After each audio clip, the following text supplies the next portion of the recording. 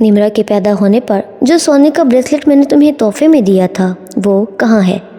شہریار نے شدید غصے میں پوچھا۔ اس کے سوال پر میں بہت حیران ہوئی، لیکن میں نے اسے بتا دیا کہ کچھ دن پہلے میں اپنی ایک دوست سے ملی تھی۔ اسے وہ بریسلٹ بہت پسند آیا۔ اس نے کچھ دنوں کے لیے مجھ سے مانگا کہ وہ بھی بالکل ایسا بریسلٹ بنوانا چاہتی ہے، تو میں نے کچھ دنوں کے لیے اسے دے دیا۔ لیکن بات کیا ہے؟ میں نے تفصیل دیتے ہوئے پوچھا۔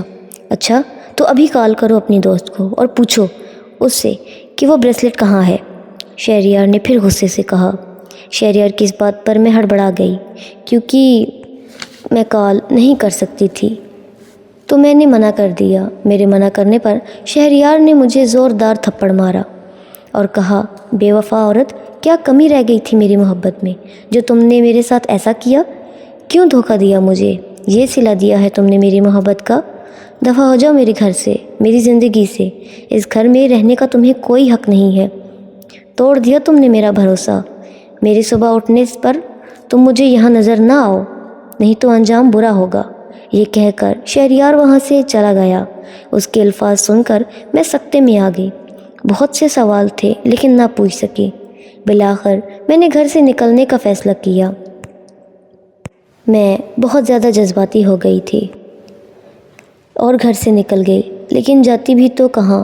میرا تو اور کوئی ٹھکانہ نہ تھا، اور کس کے سہارے جیتی؟ تب میں نے دیکھا کہ دروازے سے لگ کر طاہا کھڑا رو رہا ہے۔ اس نے سب دیکھا اور سنا۔ طلحہ اور نمرا سو رہے تھے۔ پھر کچھ ضرورت کا سامان اور طاہا کو لے کر میں رات کو ہی گھر چھوڑ کر آ گئی۔ میں نے شہریار کے لیے ایک خط چھوڑا جس میں لکھا تھا کہ اگر کبھی میری محبت اور وفاداری پہ یقین ہو تو لینے آ جانا، ورنہ خود سے میں کبھی واپس نہیں آؤں گی۔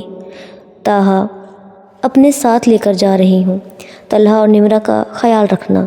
مجھے یقین ہے کہ کبھی تمہیں اپنی غلطی کا احساس ہوگا تو تم مجھے لینے ضرور آؤ گے۔ کبھی تمہیں احساس ہوگا کہ تم نے جو کیا وہ غلط ہے، میں تمہارا انتظار کروں گی۔ بس پھر میں یہاں آ گئی۔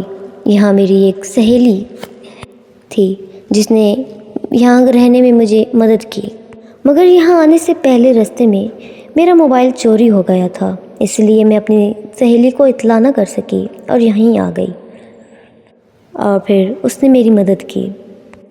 بچوں کو ٹیوشن دے کر گھر کا خرچ چلایا۔ آج بھی مجھے انتظار تھا کہ کبھی تو شہریار مجھے لینے آئے گا، مطلب آج بھی وہ مجھے بے وفا سمجھتا ہے، اور آج بھی مجھے میرا قصور معلوم نہیں کہ کیوں اس نے مجھے بے وفا کہا۔ یہ سب سن کر طاہا، طلحہ اور نمرا کی آنکھوں میں آنسو آ گئے اور تینوں ماں سے لپٹ کر زوروں سے رونے لگے۔ پاپا نے آپ کے ساتھ ایسا کیا؟ ہم پاپا سے کبھی بات نہیں کریں گے، ہم کبھی ان کے پاس نہیں جائیں گے، نمرا اور طلحہ نے کہا، اور دونوں رونے لگے۔ اتنے میں طلحہ کے فون کی گھنٹی بجی۔ دیکھا تو اس کے بابا شہریار کا فون تھا۔ طلحہ نے کال اٹھائی۔ ہیلو طلحہ، کہاں ہو تم؟ اور نمرا کہاں ہے؟ تم نے کہا تھا کہ آج واپس آ جاؤ گے، کب تک آ رہے ہو؟ کال اٹھاتے ہی شہریار نے کہا، جانتے ہو نا مجھے تم لوگوں کی کتنی فکر ہوتی ہے، میں نہیں رہ سکتا تم دونوں کے بغیر، جلدی واپس آ جاؤ۔ شہریار نے محبت سے کہا، سوری پاپا، لیکن ہم واپس نہیں آ رہے، آپ ہمارا انتظار نہ کریں۔ طلحہ کی یہ بات سن کر شہریار کو حیرت کا شدید جھٹکا لگا۔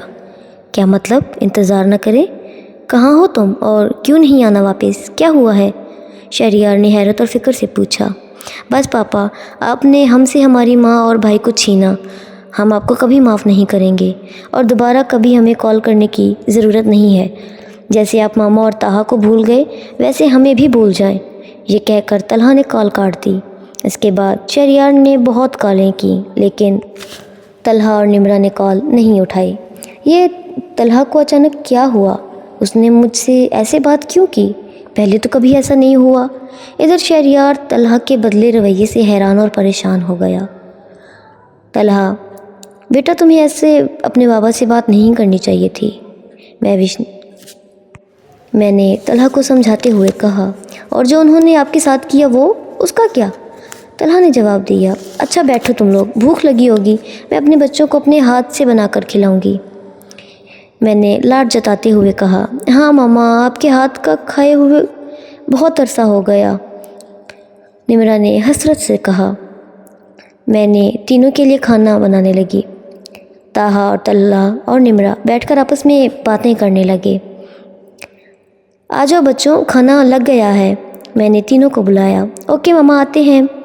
تینوں کھانے کی میز پر بیٹھے۔